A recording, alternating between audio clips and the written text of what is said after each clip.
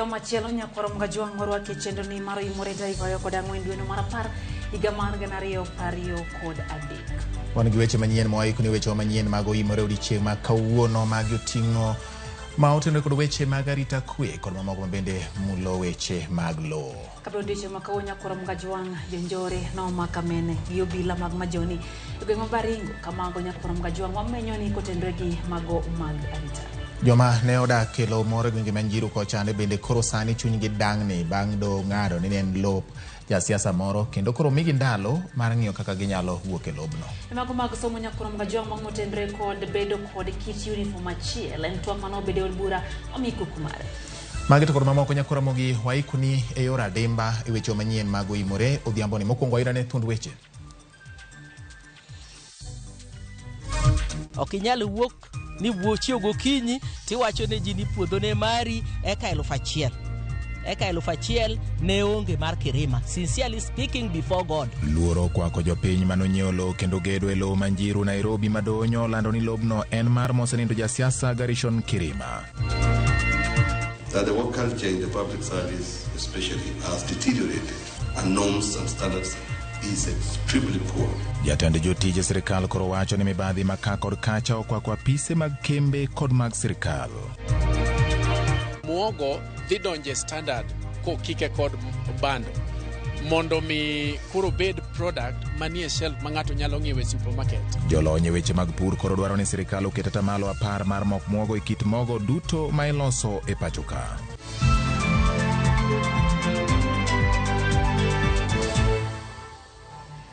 Machiegni nyakwaro Mgajwang' kamano kuom Ramogi TV mar weche manyien odhiambo ma kawuono wantiere kanyo gi jaloko marwa Belinda Adhiambo. Bethuolo matudi kodwa e live maroti machuo kari adek auchano no ka bende wantiere live e Facebook kacha gi YouTube duto warwake pacho odhiambo ma kawuono machiegni nyinga Lydia Okeyo. Nyakwaro mogi machiegni nyinga en George Bati. Bang' jang'ad buche Samson Okongo golo ng'eto mayango ni Garishon Kirima e wuon lo mar kar jot Manjiru moingo jodak 30,000 koro dak kod chuny mokuyo ni mar koro ochom kama idhi dargi e kuonde ma gisebedoe kaka miechgi. Jafwambo mar Walter Nyambaga nolimo kar dak Manjiru kendo loso gi moko kuom jodak mayande onyiewo lope kuondego kendo gede. Kangundo Road Nairobi ma en apaya matero e lo manie kar jot Manjiru. Lo malachne en eka 978.5 ka ema doyango ni en mar jasiasa mosenindo Garishon Kirima. Gima no miyo wari mama ng'engo to ko biwacho kochakore nyoro wadwa dhi kanye idwano golwa ka gima wan ok wanjo dhano. Higni 13 mosekalo kane en pap Mathaga Lare kata kamano gisani en kama ute ogerie kaka kar bwana kendo moko be pod igero piny maru. Kata odoko ni gedo metni kamano ute kod mwandu maka nyalo bedo kayem nono bang' ng'eto mar do manyogol kod jang'ad buche Samson Okongo moyango ni Samson Kirima wuon lo hieman kod obok mopodhi ng'eto mobwogo jok mosebedo kodak e puodho no. Dhano ok onego timne gima jogi paro ni dwa timo ne jodak manika. Ok inyal wuok ni wuochi gokinyi tiwacho ne ji ni puodho ne mari eka 1,000 eka 1,000 ne onge mar kirima. Sincerely speaking before God. Hata mzee Kirima tulikuwa tunamjua na tukuwahi kujua kama hii shamba ni yake. Kuna watu wameanza kuishi hapa 209. Bura maneo makedo makisumu kod jono tiene loji 299 manengo negin kod keo mar eka 60 elono kariurok mar saga mar Kamatuto Self Help Group bende ne omako bure loji 1,310 mabende donyo weto oko buchgi. Watimo limbe seche mag migago kendo wayudo Steve Kokoyo maleno nene ochopo kae higa mar 2009 bang' nyiewo lo siling 200,000 malachne en 30,60 kendo luoro mar en ni nyal thiche oko kama osegere ute kod kata mana kar loso geche. To Njiru kae magede, Njiru kae matie. Kogolwa mondo kuom an okane kama nyalo dhiye sani chuno ne adok pango ot.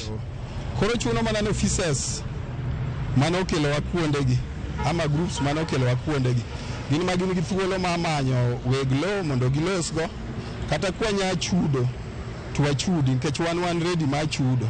Ondamo 150 kowuok e apaya ma Kangundo wayudo kweth jodak ochokore kendo giporo wach kama ginyalo so e wigi e wi midhiero mochimo gi ng'ong'o. Koro tok kanyo tagedo 2017 nyaka sani kada kaka koro kawach ni wuok to wuok ni Kirima oloyo kendo koro ni gobeni wuok ka koro kuma dhiye ema ok wang'eyo nikech koro higni go ng'eny ng'ato kaka an kuma nyalo wuok kadhiye koro kane kanitie nikech koro higni go ng'eny to koro pesa be onge kaka nyalo chako wach mar chulo ot. Mwenyewe alishindwa kupata hii shamba akiwa hai na alishindwa kupeana hiyo title deed genuine kama Kirima sababu alikufa juzi. Watoto wake wamepata hiyo haki ya kupata hiyo title deed yenye alishinda baba yao wapi. Moingo kanisa par kod achiel kod sikunde mania luora mar Kirima kod Njiro moma kore kod lo man kod achiedh nadeno bende odong kod kibaji. An kaka biro ka 2011 to kanisa be wan go ka to wan gi kanisa achiel. Kanisa ni mag Legion Maria e pao ni wan go kanisa ni ang'wen. To king'ado choka kucho bentie kanisa achiel mago kanisa ni abich mag Legion. Kanisa mamoko gi be nitie gi ng'eny. Adieri manitie makende ni wasedhi kode mang'eny. To sebed kiwacho ne joka Kirima ni mondo gikel barua. To gisega bet ka gionge barua. Jodak wacho ni giyango mana kar yango dhok mane oger kod Gerson e higa mar 1770 kendo mano ne ok nyalo miyo gidar. Venye waliniuzia wakaniambia anza tu kujenga, chenye walinipea ni share certificate. Hiyo ndio kitu niko nayo, hakuna kitu kingine. Gikwayo mondo serikali odonjere wachno mar kelo thik. Tunaomba serikali kama serikali ni serikali ya ukweli. Kama mtu hana kitu for 13 years, isikuwe jana ilipatikana kesi kamuliwa tunatoka. Kama tunatoka watupe mali ya kwenda waende watujengwe huko tukae. Jokoro Magajwang ma en kar yango dhok kanyono maja siasa Gerson Kirima ne ogero igni mar 1970 kanyono mabende nyiso nyisi ni ne en kanyono muluongo nyinge e kinde manyuola mare koro mako motegno ne jogo modak e lope ma kwan nyalo chopo e 1000 nyaka dan kata bedo ni dhi bedo matek ka ywaruok ma ka kod kacha pod mienjo. Walter Nyambaga, Ramogi TV, Nairobi. Kwa Nairobi wadhi nyaka Baringo nyakoro Magajwang kama luoro kwa gweng' ma Kapinda Sume County ma Baringo bang' kweth jomaundu manyayo kuo jamni monjo tesendo bila mag majoni kendo tero amen nyake aluora mar skul primar ma Kapinda Sume. Kalore kod ji opuonjre kaachiel kod japuonje skulno rakruok no chakro kinyi kendo dhi nyime kuom maloyo seche 4 ka obila mag majoni kod mag kata obila mag kicha NPR ne orakore kata makore kanyakla mara okre kod jomaundugo. Jopuonjre koro kwa jatend migawo mar arita Kithure Kindiki mondo mi okaw okang' mapiyo mano mar chiwo arita e gwengego mondo mi kik gibed kod ng'ikruok ne penj maduong' ma higani.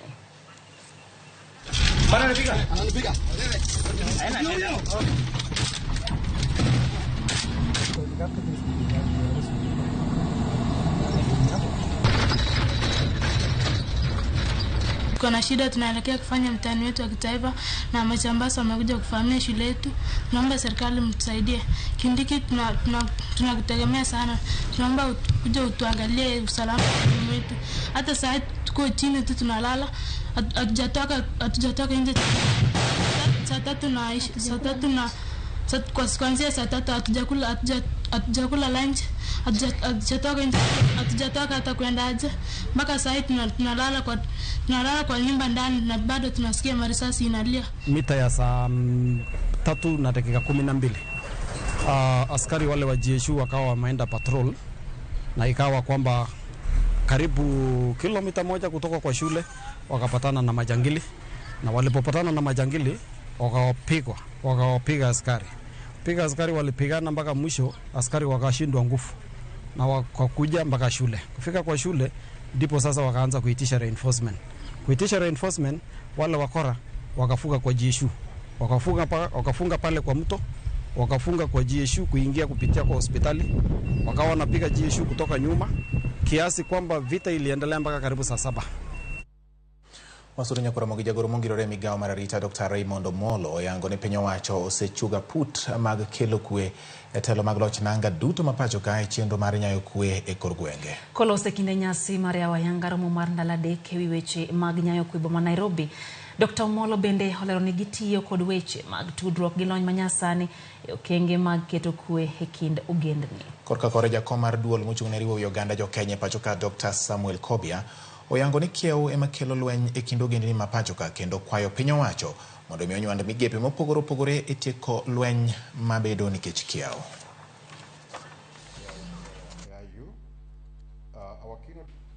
And a framework within which on the PS, one of the studies we have made has revealed that in 33 counties out of the 47 counties, boundary issues are part of the triggers of conflict. 33 out of 47 counties. So this shows that the whole issue of boundary is something that needs to be approached. And again, it can only be approached through multi-agency approach. We have institutionalized peace building through the formalization of local peace committees within the national government administration structures that transcend up to the lowest administrative unit in the country. This has proved to be one of the surest ways of guaranteeing robust, homegrown, and community-led solutions to conflict that appreciate our diversity. Second, we have harnessed digital tools to amplify peace-building initiatives and explore sustainable strategies. Effective use of digital space and technology has expanded the conversation and reached larger audiences, including the youth, to ensure social cohesion and local ownership of peace-building intents. Kwa dhimbele nyakor mgajuang jatend jotije piny owacho Felix Kosgei oyango ni nitie dok piny rang'iny ma jotije piny owacho owinjo bed ni tiyo e pacho ka thoth jotije go ok ti kuom seche mowinjo gitiye kendo bende ok girwakre kaka owinjore ka gidhi apisi. Kosgei owacho ma e kinde nyasi manokelo kanyakla apisas mochung' ne jotije kuonde tije ma bende nobagi Naivasha kama kwayo apisas go mondo mi one ni jotije odok e lai makare kaluwore gi chike ma thurka. Another area is work culture, ladies and gentlemen, that the work culture in the public service especially has deteriorated to unacceptable levels, and there is no secret in that. Adherence to working hours, dress code, official language, codes of conduct, and norms and standards is extremely poor. So human resource professionals must maintain these standards without fail and ensure that the service, even where agile, is respectable and honorable. Let us not drop our guard.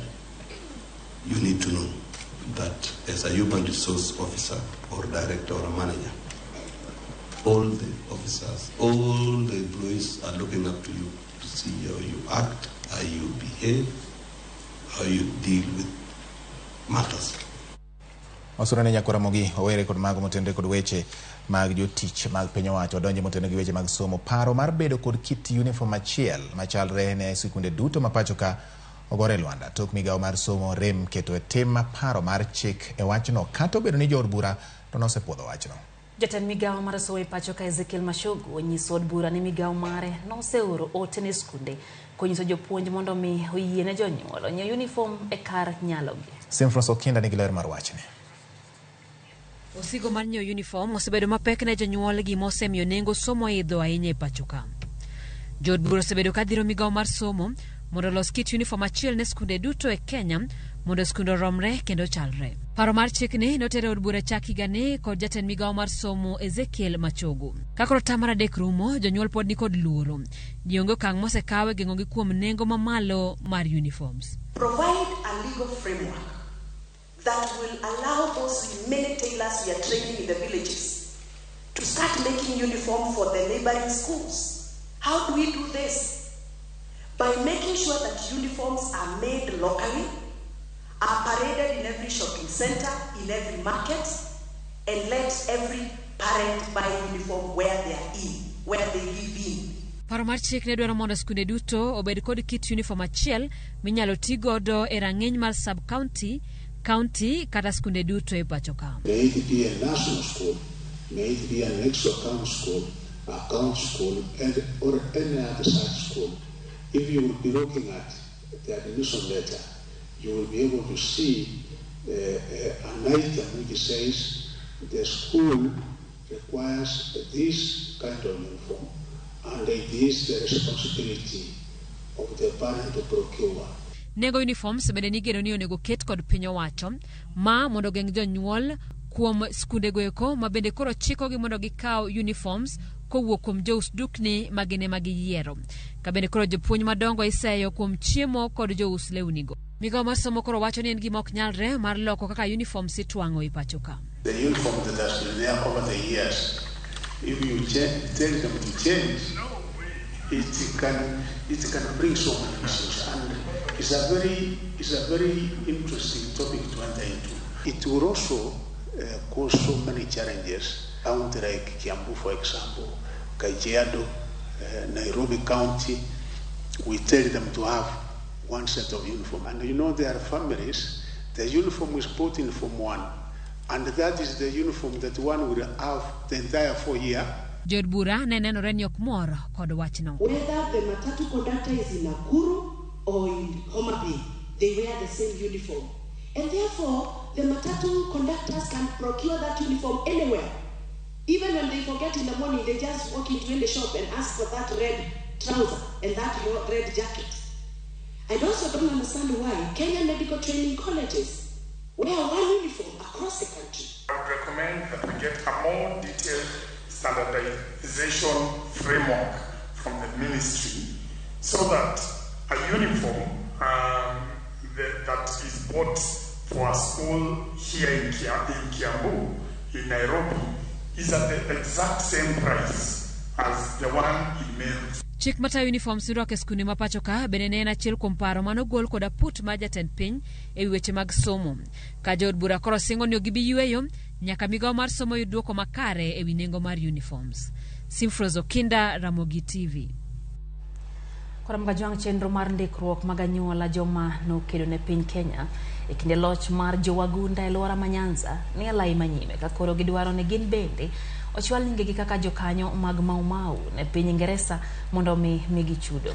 Gin kod luoro ni kawo nonro margi to chudo ma piny Ingeresa winjo bed ne miyo jokedo mag Mau biro bayogi. Jafwambo mara James Okoth nigi ripot no koya e kaunti ma Kisumu. Romono mane obagi Siaya no kelo anyuola go kanyakla kowuok e kaunti auchiel ma Nyanza. Kotelnegi gi Paul Matongo Okibo ma en achiel kuom jotend Mau e pacho ka. Gilero ni paro mar romo kendo chako chenro mar ndikruok biro bang' fwenyo ni thothgi ok bi yudo chudo kaluwore gi kwan ma ok ni kare mar jokanyo. Ne jotendwa gini ne ogoro wach ni onego bed ni gidhi anyotisi nyaka e parliament. Nobiro nwang'o di feedback pok oyudre pod en wiywarok weche go kona adiera pok wayudo ga to wan yano nyaka wan ang'e adiera mantie mondo yaka wana ol kod wachni. Wuoth from 2015 to ji wuotho to mathotho where gini to pesa gisetiyogo ka gidhi Migori, gidhi Kisii, gidhi Nyamira, Nairobi to gisewuothe mang'eny to pesa to margi. Koro agombo ka sirkal nyalo to wang' ni otim. Koro andwa wayiere ka jo Nyanza wadwa timo gini water Nairobi kuonde te mondo wayud haki mawa. Giwacho ni alwora ma Nyanza kende kwanda anyuola go ohewo ji 4,000 ka koro chenro manyien mar ndikruok ema dhi miyo gi kwan makare mar jokanyo. Sirkal ose promise ni gibotimo, gibo miyo jo Mau haki margi, gimi jo Mau haki margi, ofis be okaw ondik ji te obed nyikwayo obed ang'o ma jo Mau to apogo Nyasaye erokamano. Chenro makama giwacho ni biro konyo e neno ni anyuola jokanyo mag Mau duto mane okedo ne loch mar piny Kenya e botend jowagunda biro yudo omenda ma piny Ingereza chano chwalo e pachoka. James Okoth, Ramogi TV. Dakika inapago chiko bang sadek maru tieno nyakoro mga juang chendo eno Oimore ero kamano kumedo kete mana kaira Ramogi TV no adwaro pachi kacha ogo kodi mbaka nyako tendra gi weche gi mwai kuni odhiambo makawuono neno ko gando sechako oro pachi kanyo jojbati jineno gindiko ka kendo gigolo paro mopogore kotendore gik manitie ka neno kamin feli George janyanya kod uchinja kosege wacho ni gineno wayo manfeli George janyanya kod uchinja kosege wacho ni gineno wayo makare gin gikwa ni mondo ka wadhi alo igni ariyo to Ramogi road show terne gi Migori bende Evans kidero mar Migori mane radio ya wacho ni koro mar TV bende terne gi mondo gidhi ginenyo lendo mag TV achiel kachiel ok mane screen koro dwa bedo headquarter sawa ono pajja neno maro ero kamano oni Ramogi TV kaunti dala mar Manyera timo ikruok mar ko wadwa Bobo Nyango Mosenindo Evans kidero wacho kamano kino wacho ni weche manyien mag Oimore miwa ng'eyo gik matimore e Kenya mangima Ramogi TV otelo kendo miwa weche manyien makare ahinya Sauke mar Osiri bende neno wayo makare ka achiel kod chieng' gantira lego pap nyadiel owacho ni Nairobi kanyo weche lo tek manade awuoro kaka weche chalo kasto Kefo Chieng' Kanjire Masara bende wacho ni oneno wa kendo habari donjone gi yo makare kendo manyilni nino kaka piny medo sudo jojbati nwanyiso ganda wantiere nyaka TikTok koro be inyalo Ramogi TV kacha neno ka Rolex kachiel gi Dora nyaka Mgiem Hanol Juma duto giwacho gi ntiere kae chenro imekloro Chieng' bende wacho ni kaka pile osechekine kang'iyo ote kanyo mo ore ote machuok neno ote mara Fredo Suru kantiere Dandora Phase 2 wacho ni Kindiki ochoko bila mane laore gi joma ni ng'anyo mondo mi oter gi Baringo otieno maber kaito Faith Mzomo wacho ni askeche midwa ter Haiti mondo dhi ogo lweny hema sani makamen gi jonjore koro diere nono ito be gibro nyalo Maka Luga ka ngano japeng achiel kanti Boom Center wacho ni yo makare kata kamano owacho kanyo ni nyako kete mana kae giko mana kaka pile otieno ja Okago kawuok North Kanyamkaga ni kacha Moriso Court kanti Pipeline bende wacho ni osechekin kaito wuod biko ko juang wacho kanyo ni NT Nairobi Pipeline okete mana kae Ramogi TV dia makawuono ena pacho brother Paul Okeyo wacho ni owuoro gima timore piny Kenya piny rumo ji owinjore koro many mana Nyasaye kata Collins Otieno wacho ni nyamonyi Ramogi TV yo chope yo makare Besilo Kendo wacho ni entiere Sori Karungu mane county ma Migori en bende osechekin mana kaka pile kaito Benta Charles joni wach manjiru dhiwe odhano modhuro gi dang'ne mar paro kendo koro chal ka gima gima koro dhinyo ganda Batio wacho kanyo ni ng'iewo lo ken gima yot michwe gere ot ahinya te chuny boma koni koro dhiwe thoth ganda gi paro ma ok ni kama kare Wycliffe Amala wacho no jiwo min gi mino kombo gi feli abila kod opande Olwes mondo gikete mane Ramogi TV dhia makawuono gintiere kapuoch kachieng'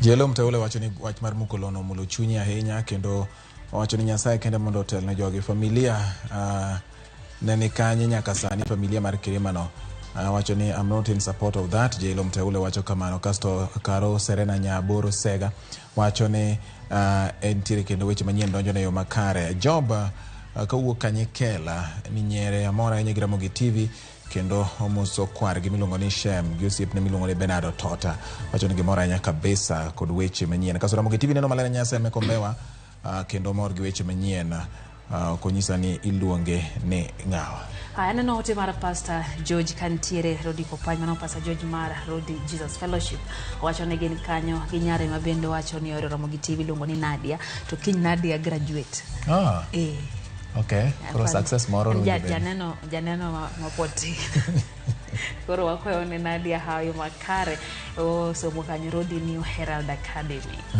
wakoyo ni Nadia hayo maber omora inya gi Nadia poch kipaku graduation yes adeno ko guda kai subende wacho ni form achiel ni to chunya odagi ere kaka wadhi pogo jonyal kinyi mixed gi jo alliance haya kiagi omiyo ero nyal kinyi emoyiero angwa penjane ntika koliro kuye wang'ato chwada gi chung wacho ni okoyie gi wach neno ote mar Pastor Collins Odindo kaka pilo wacho ni ntiere chenro mar Oimore gin gi minode Alili Nyar Kabonde gwenge mag Kayole county ma Nairobi giduto gintiere mana kodwa e chenro kae kaito bende ote kanyo mar Mama Sonko mano Mikae Kiloke wacho ni bati kaumos kaito wacho kanyo ni gin kanyo gi min Luka kantie Kiambu magi mano Aida kantiere Gwasi giduto gintiere kodwa e chenro ne aparo ni korwa kana iwiyo gi kanyo Lydia to amed jojo wani gin med nike nambari adeka uchielo nono mondo mi wapachi gimi paro kotende kod weche manyien ma omedo kelo ni weche manyien mag Oimore kata mane Facebook Ramogi TV Kenya kata kedie X at Ramogi TV KE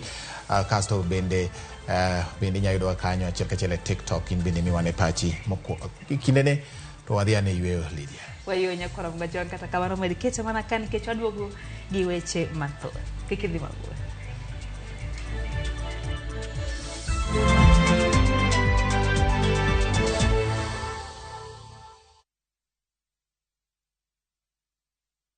Wekelea na shabiki kaende. Kwa majina naitwa Mary Momanyi, mkaaji wa Pipeline. Mimi nafanya kazi ya secretary officer. Time nilipigiwa simu nilikuwa kazini, ni venye singeweza kuruka poko penye watu walikuwa wengi. Mtu wa kwanza uliambia baada ya kuambia umeshinda pesa ni nani? Banangu. Wengine wanaficha wewe. Ilibidi nimtumie message. Hii pesa tunaipangia kufungua biashara. Uko na marafiki huko mtaani pengine waaminingi ukiicheza unaweza ukawaambia aje. Kama mimi nimeshinda pia wao watashinda. Wekelea na 50 bob pekee for a chance ya kuomoka na 500k. Lazima kaende yende kila wiki. Play responsibly. Betting can be addictive. Not recommended for the persons under the age of 18. Authorized by BLB number 587.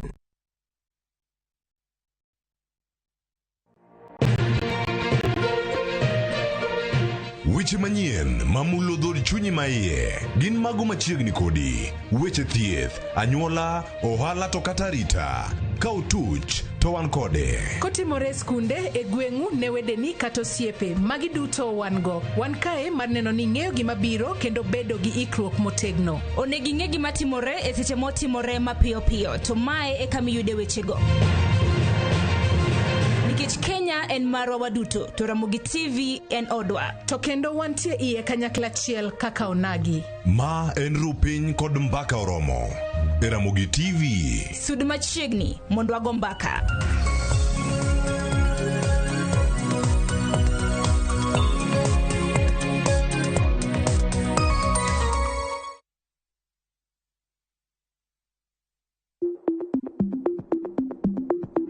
Inyalo bedo jatuo mar kansa. Kata kamano, tim yiero mari mar bedo thuon. Gini emna ka iloko pachi. Choped thieth mondo pimi kawuono. Cham chiemo ma owinjore. Tim orako kendo luw kaka daktari ochiki. Ked kod tuo mar kansa. Oteni okelni kod Royal Media Services. We care.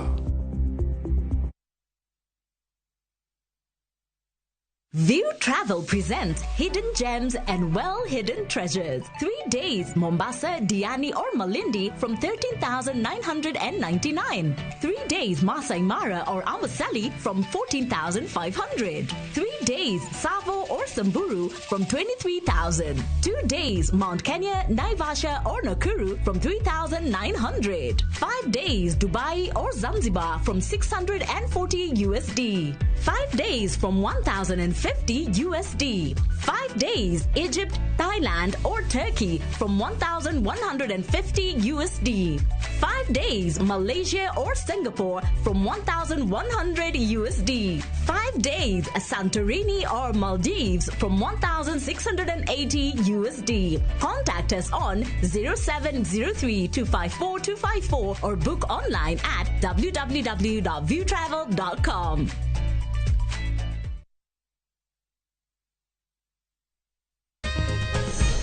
Wateja huprefer stock zangu. Juziko tayari kubaliwa pap. Lakini vile hii ekonomi imetufinya. Ilinibidi kubadilisha sabuni nikatumia ingine rahisi. Bala, ilibidi nioshe kila kitu mara mbili. Sikuwa na otherwise, nikarudia Ariel. Mi hupata clean and fresh results kwa mwosho mmoja tu. Ariel ndio siri yangu. Sasa story yangu iko popular sana. Ariel, usafi bora kwa mwosho mmoja tu.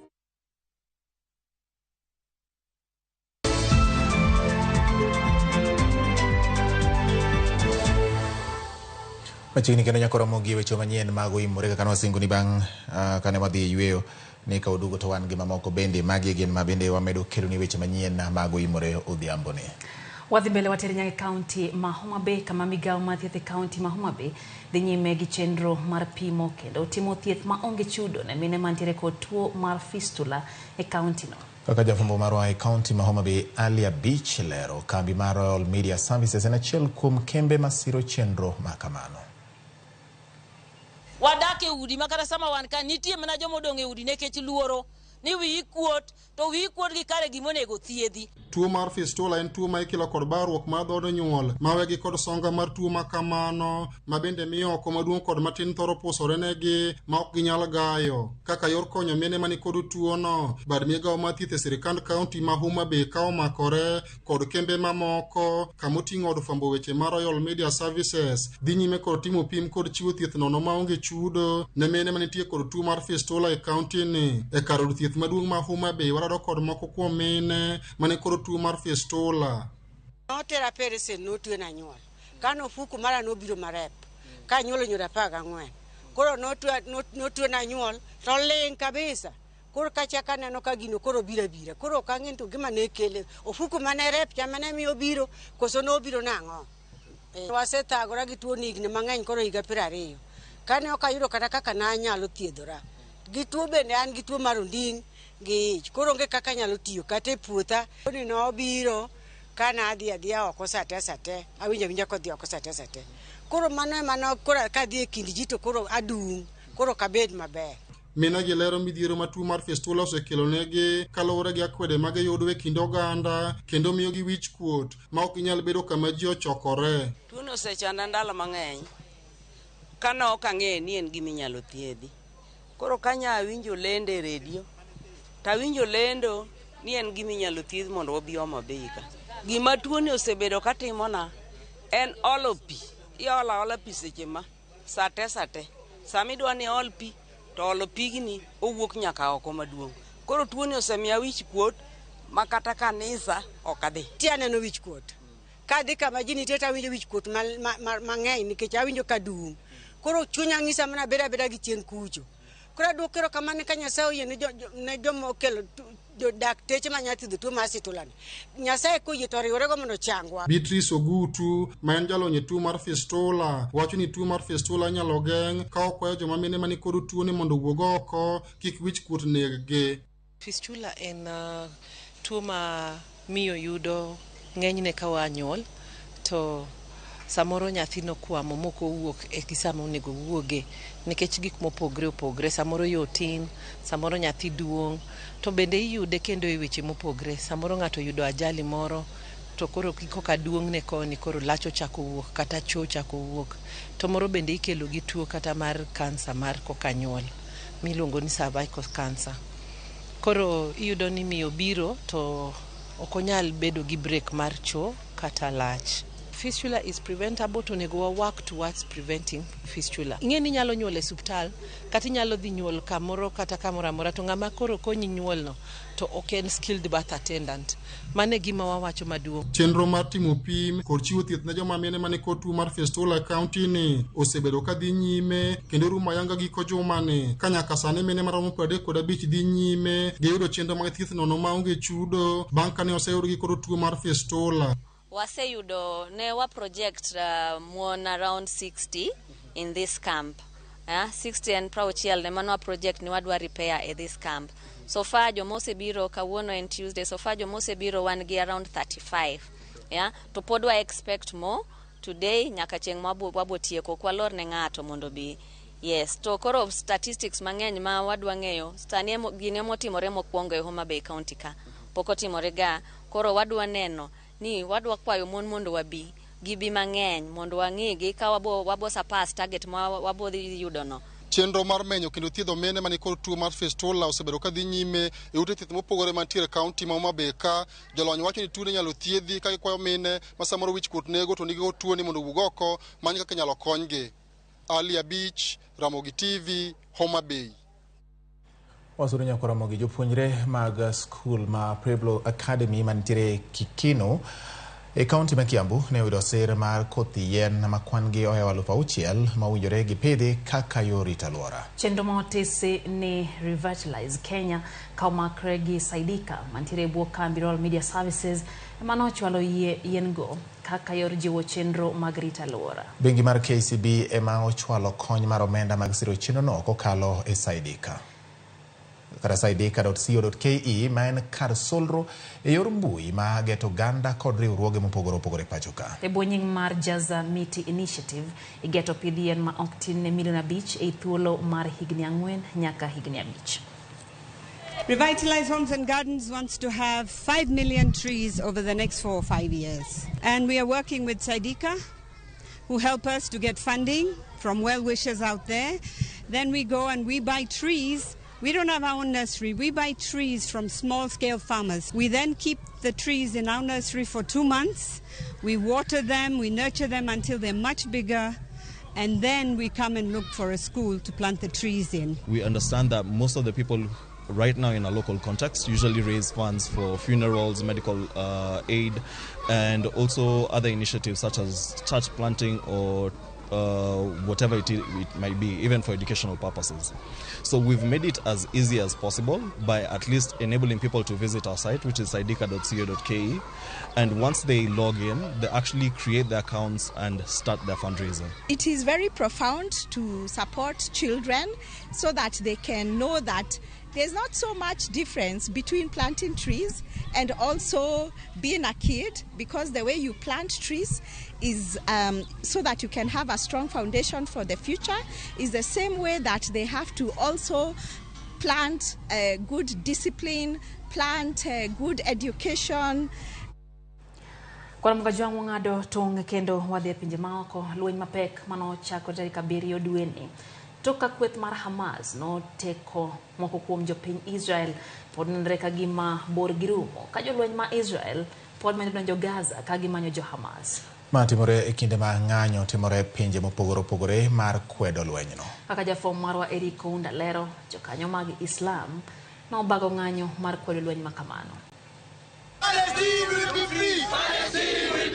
En ng'anyo mamuol mane otimore e boma ma Kisumu kaluwore gi lweny madhi mbele e kind piny mar Palestine kod Israel. Jong'anyo go ne okwayo mondo owe thuolo piny mar Palestine kendo chung lweny madhi mbele ni mar nyithindo sandore kendo ok giyud chiemo e yo mayot. Gima timore Gaza rach, ok wanyal dak e piny ma nyithindo ma johigni 15 igombo gokinyi gi gotieno to piny olek. Na hawajui hata chenye kinafanya wanauliwa, wamenyimwa chakula, wamenyimwa maji. Bende moko kuom jo-Islam ne olero ni ok gibidok chien nyaka Palestine we thuolo. Imefika wakati wa kwamba tuseme sisi Waislamu kote duniani tunaipigania haki ya Palestina.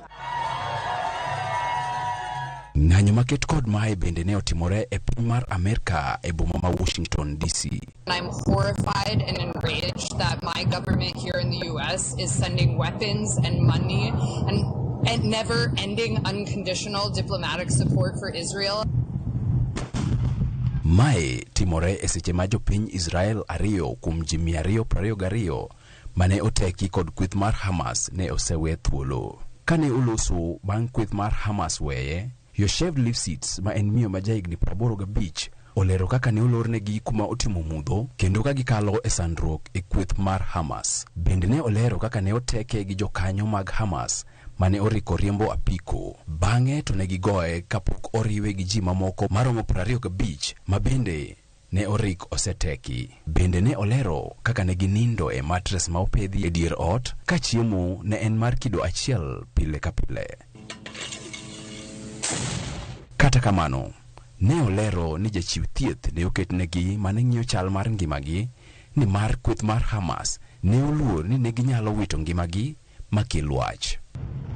Lifsitz kod Newrit Cooper ne owe thuolo otieno manyoro ka wuon utegi to pod odinnegi gimoheo dhano 200 mamoko. I don't know of situations where people steal 85-year-old grandmothers and 2-year-old children. Lweny mager madhi nyime omiyo moko kuom jo-Palestine mane oringo miechegi mantie nyandwat ka gidhi milambo kaluwore gi kwayo mar Israel ne otengo ng'wech kadok nyandwat kaluwore kod ngima matek kuno. Jatend piny Amerka kata kamano okwayo mondo kweth mar Hamas owe thuolo jok magiteko mondo kwe obedi e seche ma Israel to pod ikore ne monj margi maduong' manyalo timore e sa ma ok ong'ere. Tend migawo mar thieth ma Gaza ne olando ni moheo dhano 5,800 osewito ngimagi nyaka sani. Eric Ounda, Ramogi TV. Erokamano ahinya Eric Ounda kuom ripot ma bende ogolo e piny Kenya otero kaka weche chalo e pinje mag ugwe madiere kocha. Nyakoro mag wadhi nyime. Chenro mar ng'e gwengewa kawuono ni ochopowa nyaka gweng' miluongo ni Sondu mantiere kaunti ma Kisumu. Jafwambo mar Center Dhiambo noloso gi jodak ma Sondu kod joma mantiere kod ng'eyo mar sigand gweng'. Makmana ni motelo doaer mar yango nini moko kuom weche mawuok ewi nonro mar chakruok nying mar Sondu gin mago manyiso ni chakruok mar nying ni ne owuok e yany. Wechegi samoro nyalo bedo ni dhi ataro mar dwaro mari.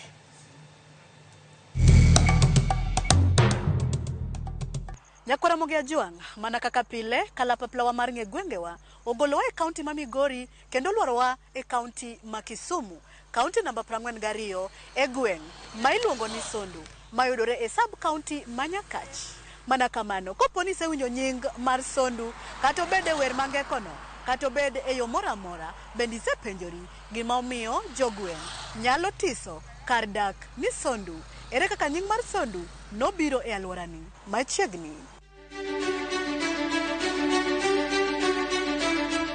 Mana kaka pile, pach jogweng' to chalo nade kotenore kod nying kata nonro mar gweng' magidake. Be ging'eyo gimomiyo nochak kar dagni ni Sondu. Jaduong' manogolo lopni niluongo ni Jaduong' Omoto. Ka Jaduong' Omoto nogolo lo, to lo kaka lo ne bedo kama, to koni ne lweny nitie lweny matin. Koro nowacho ni teruru chiro ne Sondu puotha kuchocho. Koro ma ne Sondu puothe, ka luongo ni pier puodho to luongo ni Sondu puotha. Ema nomiyo ochak Sondu ni Sondu Atela. Sondu ni an kana biro kana winjo kada na luonge ni Atela. Sondu ni ne en Atela kama kane ibiro kata gi cham timiringo diere no pesa ne tin. Nying mar Sondu no biro gi machielo nikech aora mokalo kama duong' madhi Lake Victoria miluongo ni River Sondu. Ma gimomiyo ka nochak ni Sondu. Iwinjo gi iti kendo ineno gi wang'i ma ok opim ni Nyakwar Ramogi Ajuang paro mopogore ma jogweng' golo e wi gimomiyo iluongo gweng'ni ni Sondu. Koro we wawinj anena adier kowuok kuom jogo mane nitie ni nying mar Sondu ni nowuok kure. Nying mar Sondu kaka nochakore ni nitie misungo moro maniluongo ni Bwana Ochocho. Bwana Ochocho ni ne en achiel kuom jorit kwe to noero yanyo ji ni Sondu Meru. Koro Sondu Meru ni koro nolokore wache dhoge ng'ata momako to koro mano ema nobedo interpreted olok ni Sondu. Koro emomiyo chiro maloka kachacha nochake ni Sondu. Chon Sondu no cover boundary marwa gi Lang'o nen ka police kendo wach lweny no ero ema nomiyo okel boundary mar police oger kacha ni koro onge ng'ama kocha kaka dho kocha biro koni ng'ama koni ok nyala koni ka dok dhi attack Lang'o kocha. Ema nomiyo oger Sondu police station. Koro kano chakore kamano ji odhi nyime maber ko ala lokore wan gi Kisii, wan gi Lang'o, wan gi Joluo. Sondu ka nitie mana kaka ji osewacho nitie Waluya, nitie Nyakoria, nitie nyaka kabila Kuria, kabila ten nitie Sondu ka. Nyakwar Ramogi Ajuang, wasewinjo nonro mar gweng' ma Sondu mana kaka oseyang'nwa kod jogo mane nitie ka gweng'ni chakore. Gisani we wawinj ni to okang' mage mag dongruok ma gweng'ni osegoyo nyaka nochakre. Sean niluonge ni Chiratela. Nikech achako dongo Sondu ka sana an gigi ni 33. Chiro kaka sani dongo sani no ken machon. Petrol station ma piny Chakacha ne nusinde. Aparo kana waro njugu ka machielo. Ne wayudo ka mine opedho njugu piny kacha kana gi uso. Sani nyalo yudo ka gin gi rak moger magibede. Ndara ne onge ka. Ne wan gi ndara mar buru. Sani aneno ka buru onge. Nyo okel nwa lam ka. Jo Kikuyu ne biro go ala mar wuoch. Abandu to wan wang'e gi kuon. Iwinjo. Gin ne gibiro to ne gichako yawo tende. Ng'at moro ne nitie Sondu ka niluongo ne Musa. Ne en hotel moro niluongo ni Madina. Madina ne ema ne hotel Sondu ka hotel maduong' ma kichieme. Tiwinjo ni chieme. Then jo Kisii be ne puro rabolo ahinya. Koro gimbe ne gichako biro gi rabolo ka koro gineno ka koro chiro sondo ji osechako bire mang'eny. Omiyo mane kaka ne sondo chako dongore ma koro sondo chopo kama koro entie. Mano chopo kama koro ineno ka sondu sani igoye lam. To en gima rach ni koro ka koro ikelo lam sondu to koro sondu dwa chalo Darfur. Anyalo wacho ni ndalo mane sondo por ni e wan county council ma Kisumu weche mag lweny ji to ne onge. Lweny ochakore mana ka koro pogruok cha osebiro koro ka ai lweny ochakore ndalo ero sondo ne dongo ma sondo nobiro kabisa. Mana anyalo wacho ni lwenje mobede katikati go eko emosekelo hinyruok ni sondo kae. Huma mar kar dak ma Sondu landore kod ang'owa. Sani to Sondu landore nikech okach bigi nowero tho mora nyalo paro. Ni Sondu racha sere neko. To ken asere maneko sani ni asere makoro kelo Sondu makoro Sondu ng'ere marach en mar nekni. Ma joka kawuok kocha to gibiro gasere to gin koro gitiyo gasere maril. Sondo ni ong'ere kaka piny madhako. Kibiro sondo ka to kinyal koso pesa. Nikech kidhi malo Nyabondo ka tikelo rabolo, tikelo rabuon, to mano pesa.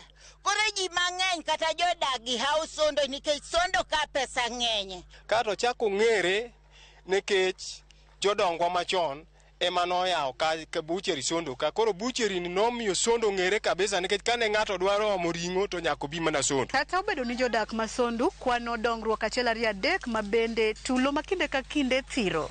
Kwayo mane ma gin go maduong' mondo mi gweng'ni kata kar dak ma Sondu obed kod chia. Wang'iuru kaka wanyalo konyo Sondu.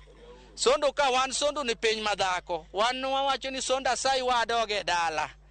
Iwinjo Sondu ni Mombasa ma Nyanza kata ma korwa koni. Ruto kobet piny ni ati no wijo kata ng'ama spokesman mare. Odwok ne wach ni jo sondo hinyore. Okel kwencho biro kato kochopo Sondo. Kwe biro bede kindwa kaka jodak. Ka sirkal okelo boundary molosonwa boundary ma boundary ni onyiswa ni kae kama boundary ogike. Mano kwe dhi bedo nyaka chieng'. Sondo ok onego ng'ere nikech lweny. Sondo onego ng'ere nikech ngima maber ma ji odak godo Sondo. Omiyo nyaka miwa arita mowinjore makare Sondo. Sani ka iwinjo nying mar Sondu, amor nikech koro wan kod ng'eyo ewi nonro mare kendo gimomiyo noluong gweng'ni ni Sondu. Ka ok kamano, oritu masani. Warom juma manyien e chenro machal kod mae kuma boduogo kod nonro mar gweng' machielo. Nyinga Millicent Adhiambo.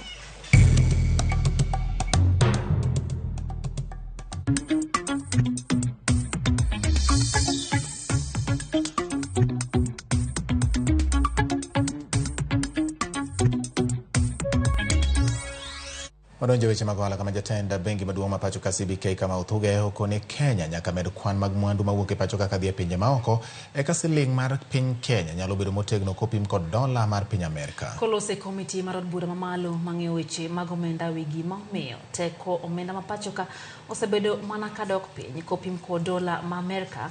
Thuge okone Kenya nyaka jiw tudruok mar ohala achiel kachiel e kinde kod pinje maoko mondo omi oywa joket mwandu mawuok e pinje ma osedongore. Okone kaka yor jolo weche mag omenda mathur ka piny Kenya geno yudo milion 400 kowuok e aguch omenda mar IMF juma manyien kod milion machielo 750 kowuok e bengi maduong' mar piny mangima dwe mar adek mar higa manyien, omenda mabiro fuong'o ne Kenya pek mar gope mosebedogo.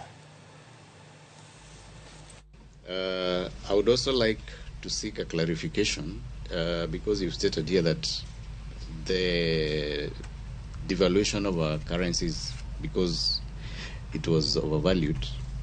I would like to know whether you have an idea of where it should stabilize or what rate should we expect it to stand on.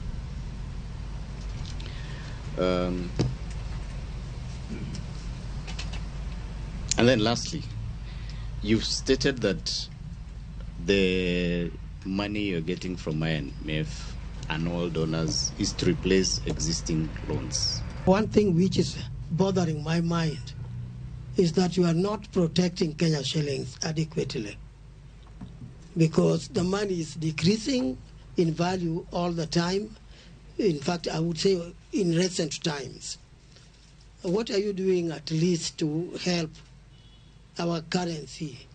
Because if you leave it totally for the market, I'm seeing that we are going to be in a very weak position as a country in terms of economy. We require the MRPs to sell to their corporate customers up to a maximum of $100,000 per day per customer, and then for the rest to go to the interbank in order to deepen the interbank market and get better price discovery.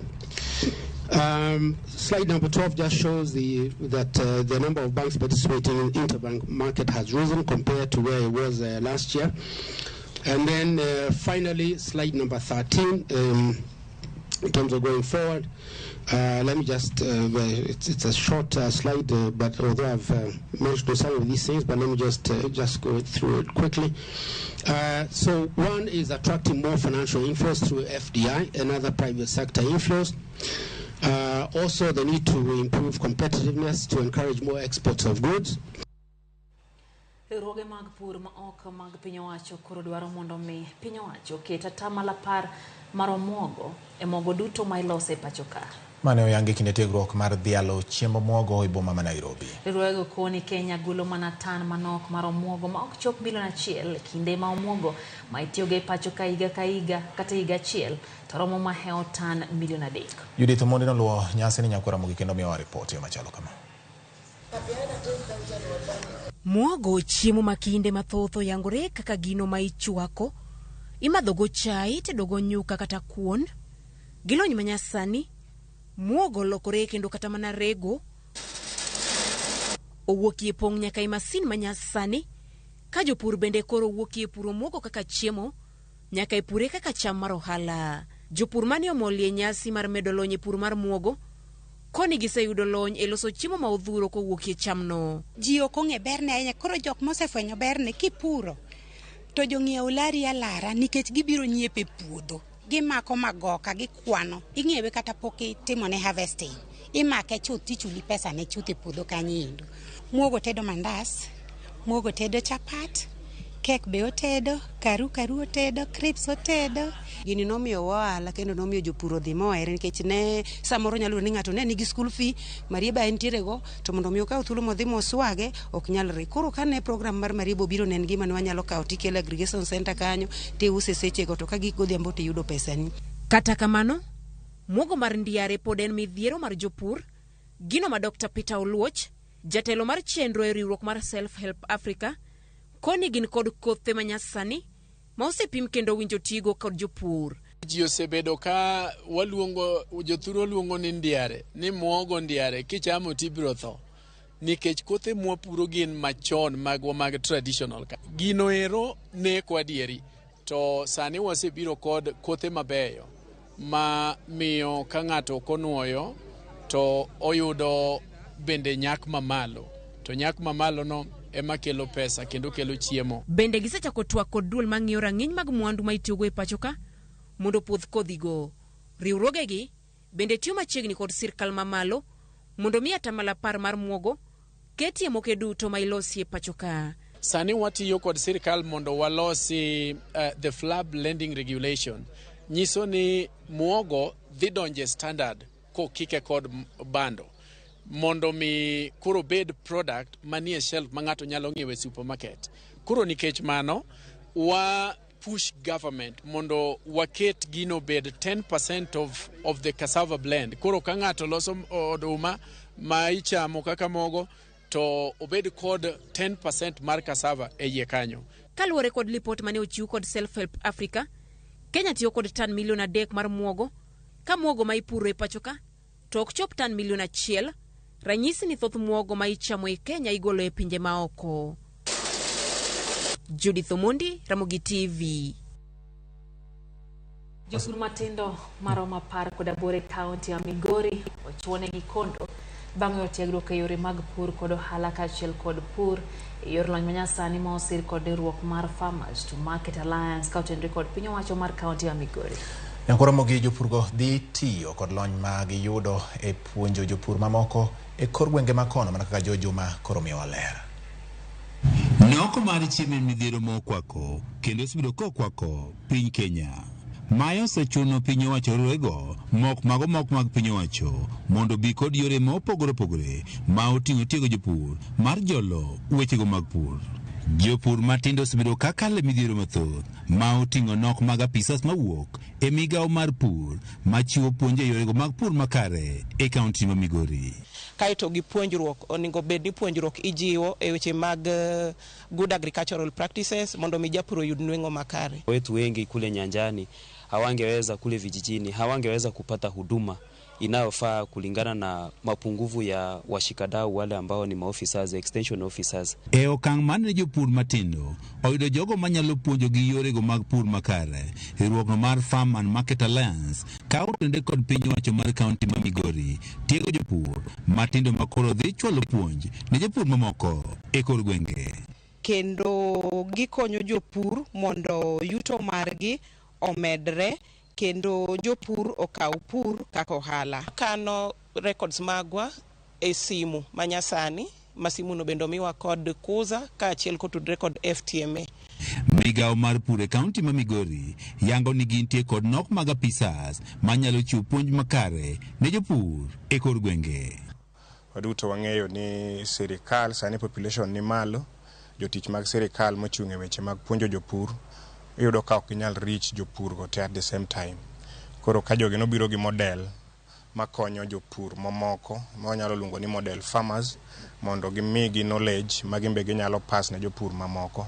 Janet Omolo matiyo riwruogno mar Farm and Market Alliance wa jopur maromo 18 makoro tiegi e yorego mag pur mopogore opogore koro dhi e kor gwenge kendo puonjo jopur yorego mag pur ma oting'o pur mar ohala kaachiel kod lony manyasani. Gikonyo jopur mondo yuto margi omedre, kendo jopur okaw pur kaka ohala. Konyowa bedo gi database mag jopur go mwasaw, kendo konyowa e ng'eyo ni to e ohala mwatimo ni wayudo yuto koso wayudo lal.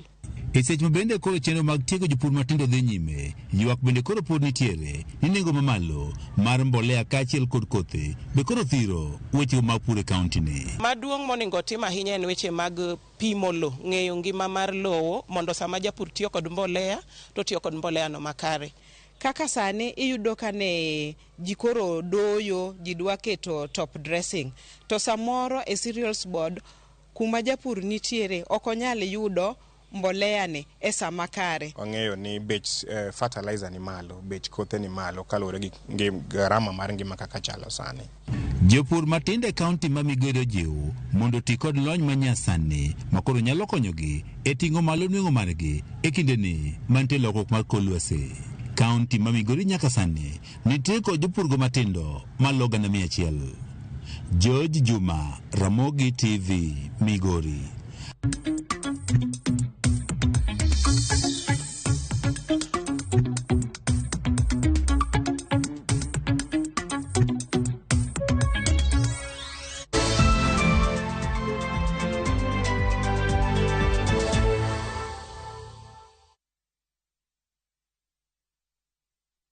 Jipange na View sasa iko hapa sasa.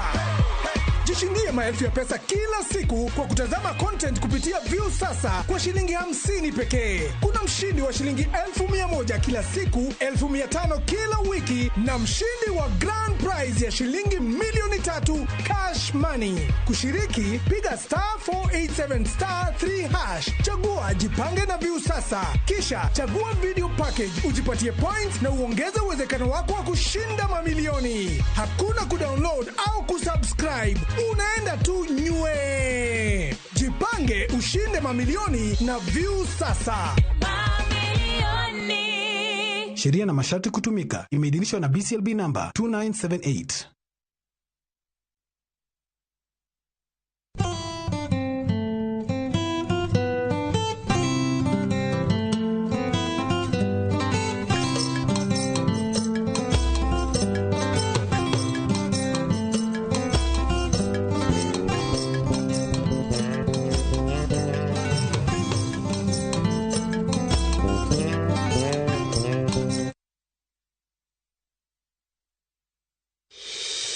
Setting up a fundraiser is now just a click away. Visit www.saidika.co.ke and start your fundraising journey today. Medical emergencies, funerals, weddings, supporting your church, school, or corporate needs, Saidika makes fundraising much easier. Once you visit www.saidika.co.ke, select Start a Fundraiser and watch your cause come to life. Share your fundraiser with friends and the global community for seamless support. Donate and receive funds easily through mobile money, debit, or credit cards. Dial *802# or visit www.saidika.co.ke and be the change today.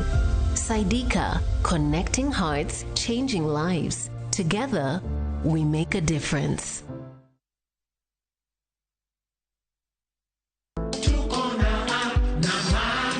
Get ready to celebrate. Citizen Digital turns 2, and it's all thanks to you, Kenya. Your stories, your trust, your engagement, it's what makes us the #1 news and digital app in the country. From breaking news to Wananchi reporting, exclusive videos to playlists that get you grooving, and podcasts that keep you informed. It's all here for you. Join us in the celebration, Kenya. Because with you, Citizen Digital is more than just a platform, it's a community. Citizen Digital, 2 years of trust, 2 years of truth. Here's to many more. Stay tuned for special surprises and more as we celebrate you, our incredible audience. Citizen Digital, celebrating 2 years of trust and truth. Kenya's #1 news app, Citizen Digital.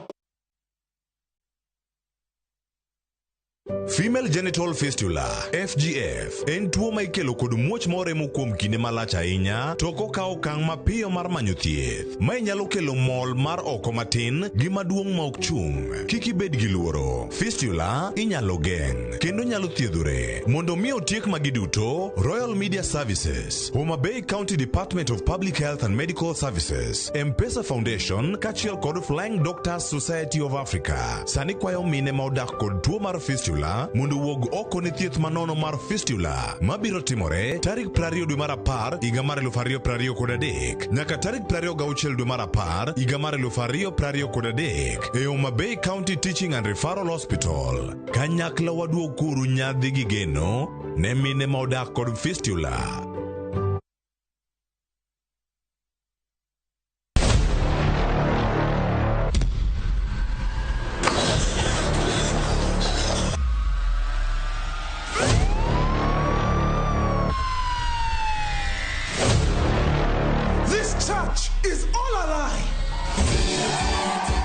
Prophet and his family run a vibrant church. The congregants are happy, the tithe is flowing in. A heavenly dream is promised to all. But Prophet has a secret, and his church is driven by greed.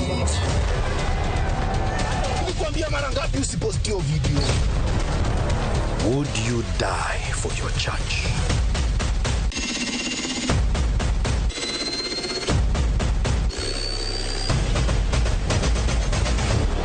Get out of my church. Shambhala Wanyama. Available now, only on View Sasa.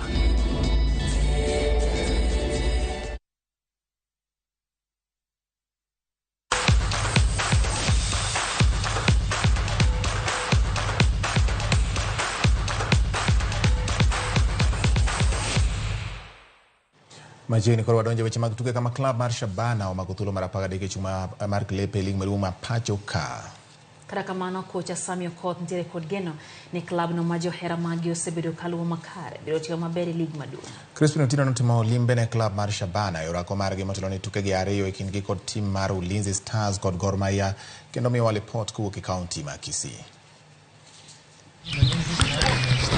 Tim mar Shabana ma opok obedo ka timo maber ahinya e lig maduong' nyaka ne odonji e lig mar FKF Premier League. Sani koro nyiso johera margi mondo kik bed kod to ni mar sani jotugo osenyiso rang'iny mamalo mar lig ma Thurka. Shabana timo ikruok margi ne tugo mar 8 e kindgi kod tim mar Ulinzi giko jumani. Sasa ni kama tumeajiriwa na kule kuajiriwa at least lazima ufanye bidii kwa kazi yako. So imekuwa nafuu kiasi sana kwa sababu kuja na ujuu utaenda kulipa rent aje, utakula aje, saizi hiyo imepungua, imeisha, na inakuwa tofauti na vile ingeza kuwa hapo mbeleni kama tuna sponsorship. Okoth leronwa achiedh nade magisebedo godo e kinde mane jotukgi mathoth nowuok e club no kadhi e klepe mamoko. Na kulikuwa na muda mfupi sana ya sisi kusajili na kuleta vijana wengine wale wa kusaidia wale tuko nao. So usajili haikufanyika kwa njia ile tuna feel tungeweza fanya kama timu changa yenye imeingia ligi, lakini sasa hizi vile tumeendelea nao tunaamini kwa sababu ya sponsorship ile tuko nayo, sasa tuna uwezo wa kuangalia wale wachezaji wenye tuna feel wanaweza kuja tu accommodate na watusaidie. Peter Ogechi en captain mar Shabana bende noleronwa gigo magichano loko e kindeni mondo gimed lombo johera mag Shabana mosebedo kaluwo timno e tukegi mag adhula pacho kaha. Pia naambia fans wetu wazidi kuja kwa wingi na wazidi kwa positive na team juu sahii wako nyuma yetu sana, na pia tuna feel it's high time pia tuwape another win yenye itakuwa ni Sunday against Ulinzi pale Nairobi. Team mar Shabana nyakasani pod biro mana medo gocho e alap mar Raila Odinga Stadium ka alap Magusi Stadium pod imedo losi e rang'iny mamalo ne tuke mag league maduong'. Tulikuwa na fans sana tukicheza hapa nyumbani, na kwa saizi tuna feel tunanyima fans wetu wengi sana kuona mpira kwa sababu ile distance kutravel. Pia nao sisi tunanidi kukuwa ni home, tukiwa home tuwe tu ni home kwa sababu hapa ndio tuna believe kuna ile percentage home ground inachangia. Nyakasani serikal ma county ma Kisii oseketo maromo milion 213 mar bero alap Magusi. Shabana nyakasani nigi points 7 e tuke 7 magisetugo e league maduong'. Geno nitiere ni club no mane oidho ngas biro timo maber ka tugo e kindgi gi club mar Gor Mahia irito gi siso kod johera mag adhula. Crispin Otieno, Ramogi TV, Kisii. Osura ni nyime jang'wech maraput njiri kendo mako rekoda mar ng'wech mar mita 100 e pinje mag Afrika Ferdinand Omanyala oloko kocha matelo ne tuke mag Olympics. Geoffrey Kimani olando mbui mare ni okawo ting' mar tiego Omanyala higa mar 2024. Kimani olero ni Omanyala biro ringo ng'we mag World Indoor Tour dwe mar 2 higa manyien kapok odhi e ng'we mag World Athletics Indoor Championships mibiro bagi e piny mar Scotland dwe mar 3 mar higa manyien. Ebwo kocha mare machon Omanyala nochopo e nus finals mag ng'we mag World Athletics Championships manobagi e boma ma Oregon.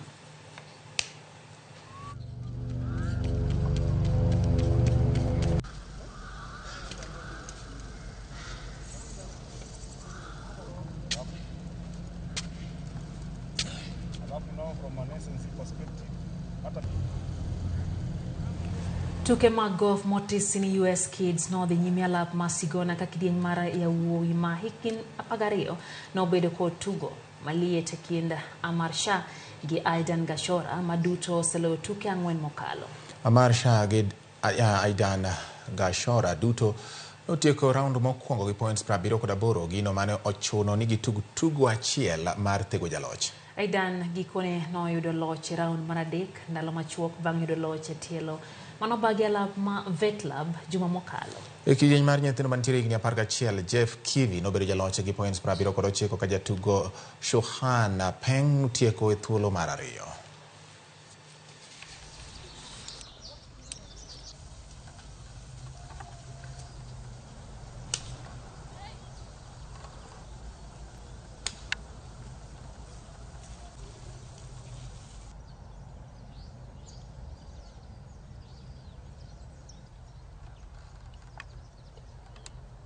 I actually missed a 4-foot putt for par on the first hole to just take it on the first hole. So yeah, the pressure really did get to me. Today, like my long game was very good. I would say I loved it. But then my short game, it wasn't that good. I three-putted quite a few times. Maga Champions League ibago utieno makawuono ka klab mar Manchester United bago tugo ne klab mar Copenhagen e alap ma Old Trafford ka Arsenal to rakore kod tim mar Sevilla e piny mar Spain. Manchester United pok oyudo loch moro amora e tuke mag Champions League bang' tim mar Bayern Munich gi Galatasaray loyogi e tuke ariyo mokwongo. United omako thuolo mogik e chung' mar timbe grup mar A. Arsenal komachielo nitiere kod geno mar yudo loch margi mar ariyo tok klab mar Lens loyogi gonde 2-1 e tukegi mokalo. Real Madrid biro rakore kod tim mar Sporting Braga ka Benfica biro tugo kod klab mar Real Sociedad e kind tuke mamoko.